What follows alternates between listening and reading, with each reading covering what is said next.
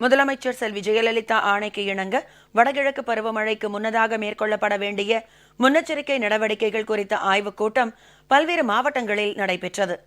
வடகிழக்கு பருவமழை தொடங்க உள்ளதையொட்டி முன்னெச்சரிக்கை நடவடிக்கைகள் குறித்து திருநெல்வேலி மாவட்ட ஆட்சியர் அலுவலகத்தில் ஆலோசனைக் கூட்டம் நடைபெற்றது. இக்கூட்டத்தில் மழைக்கால முன்னேற்பாடுகள் குறித்து அதிகாரிகளுக்கு எடுத்துரைக்கப்பட்டது.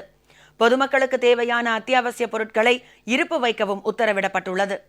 திருவள்ளூரில் வருவாய் நிர்வாகம், பேரிடர் மேலாண்மை மற்றும் பேரிடர் தணிக்கும் துறை சார்பில் வடகிழக்கு பருவமழையின் போது மேற்கொள்ளப்பட வேண்டிய முன்னெச்சரிக்கை தடுப்பு நடவடிக்கைகளை குறித்த பயிற்சி வகுப்புகளை மாவட்ட ஆட்சியர் துவக்கி வைத்தார்.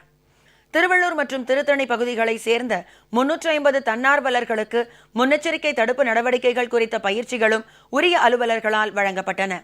காஞ்சிபுரம் மாவட்டத்தில் கடந்த ஆண்டு பெய்த வடகிழக்கு பருவமழையின் அளவு சராசரி அளவை காட்டிலும் மிக அதிகமாக இருந்ததை கருத்தில் கொண்டு மேற்கொள்ளப்பட்டுள்ள முன்னெச்சரிக்கை நடவடிக்கைகள் குறித்து மாவட்ட ஆட்சியர் தலைமையில் ஆய்வு நடைபெற்றது. இந்த ஆய்வின் போது பேரிடர் காலங்களில் தேவைப்படும் பொருட்கள் போதிய இருப்பு வைக்கவும், நிவாரண சிறப்பு முகாம்கள் அமைப்பது குறித்தும் ஆலோசனைகள் மேற்கொள்ளப்பட்டது. திருச்சியில் பேரிடர் காலங்களில் மேற்கொள்ள வேண்டிய முன்னெச்சரிக்கை நடவடிக்கைகள் குறித்து செஞ்சிலுவை சங்கம் மற்றும் இதர சமூக நலன் சார்ந்த அமைப்புகளுக்கு பயிற்சிகள் வழங்கப்பட்டது.